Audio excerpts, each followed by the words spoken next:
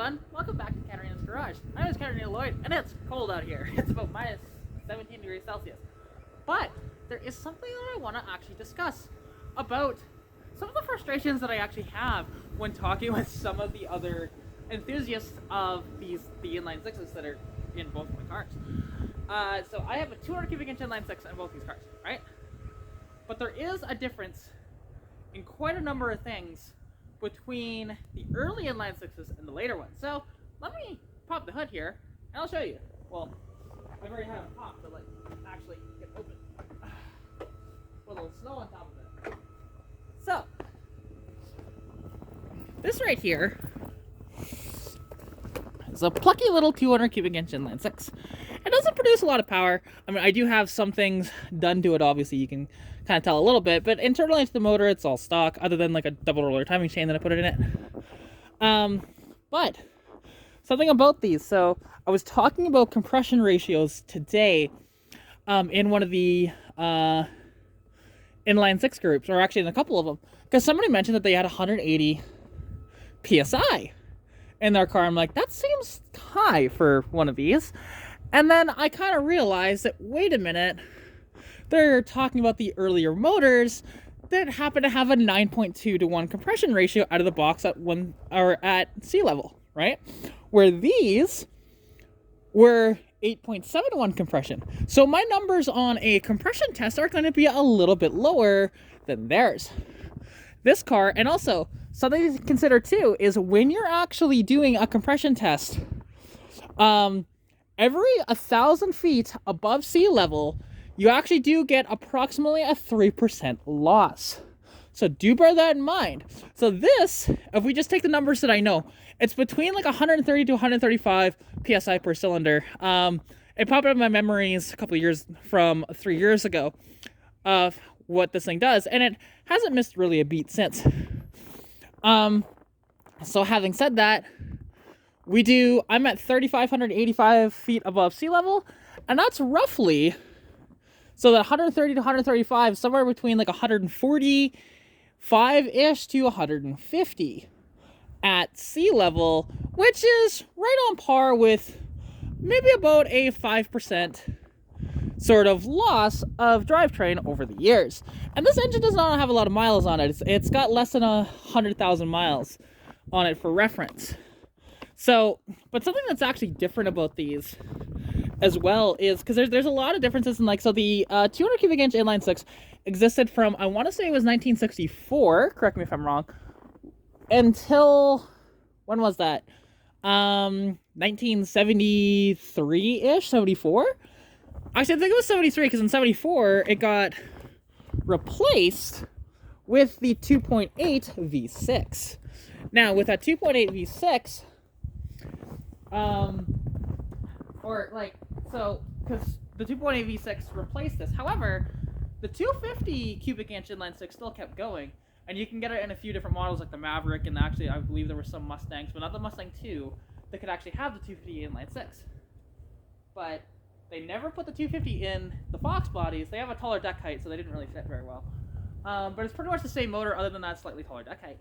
Now, these later heads are actually very coveted by the inline six community for a stock head. The reason being is it has slightly better flow, and it's considered a large log head.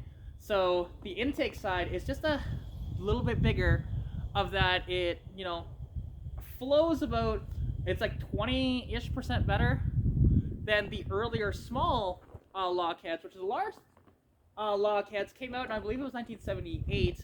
Although the large log heads were also available on the 250 inline six, and they were always on the 250 from the beginning, if I remember correctly. When the 250 came out, and what was that, like 1968 or 1970-ish, somewhere in there. So, but yeah, and then something else too is actually the exhaust manifold on this is a lot more restrictive than what they actually have on the 60s engines as well. And I'm having problems with my tripod stand. There we go. So look at this exhaust manifold and look at how restrictive this is. So, okay, for one, the back two cylinders are actually being pushed forward and then down, while the first four are just having to go back and down or just straight down. But then they go from about this 4-inch-ish collector right into a 2 1/4, and it kills flow entirely.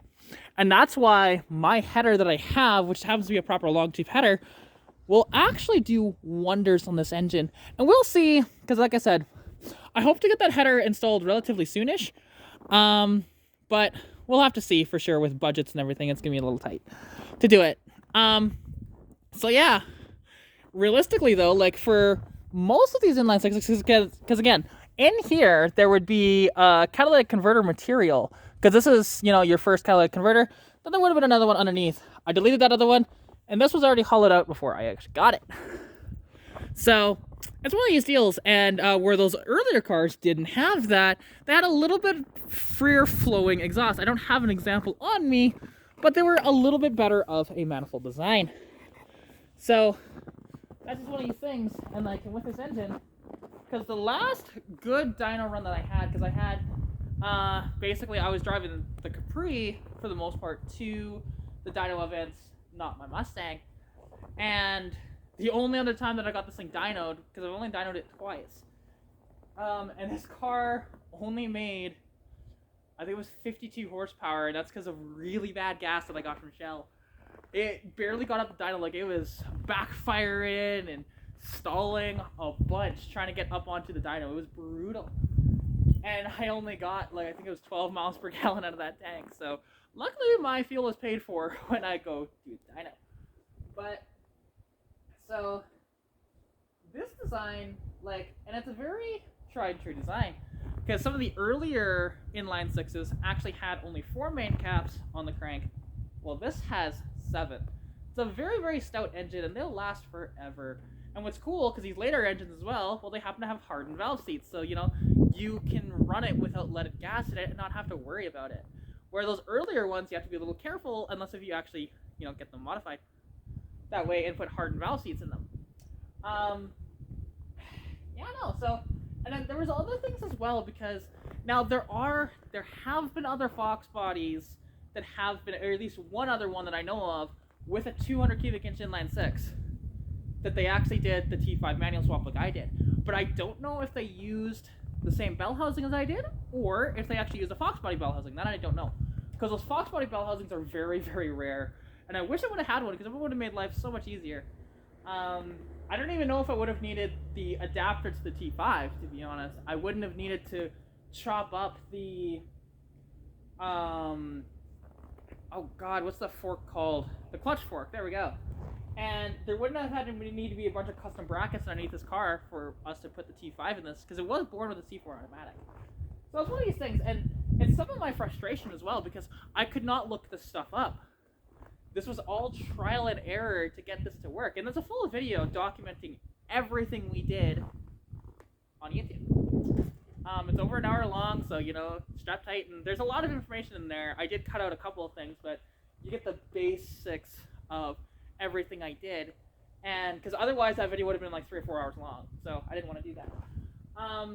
But yeah, this engine, you know, its best that it ever did was 91 horsepower, 185 foot-pounds of torque, and which for a stock cam is actually pretty good.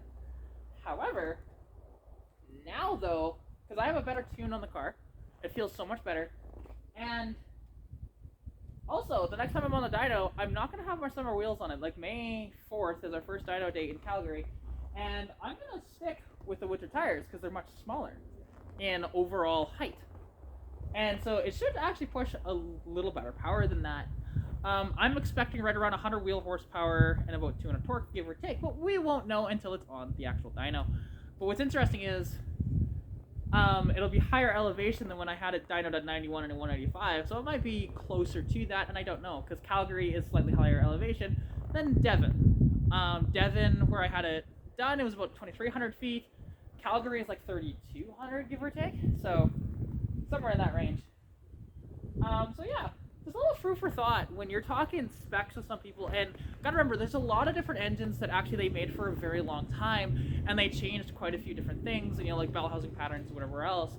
But even like just like engine specs overall did change, even though a lot of the parts are still very, very similar. So, little food for thought for you as well. Now, before I freeze my ass off out here, because it's frickin' cold, I'm gonna let y'all go, and hopefully, you guys take, food for thought here, and realize that as well. And it's always gonna be interesting when comparing different engine powers, different compression ratios at different elevations, as well as its different humidity and stuff like that. There's a lot of things that factor into, at least power-wise, that way. And then, like I said, elevation does affect compression ratio by about 3% for every 1,000 feet above sea level, give or take. So, yeah. Anyways, hope you guys did enjoy this video. Thank you so much for watching. And, yeah, I'm gonna go inside before I freeze my ass off. So, take care, and I'll catch you next time. Peace out.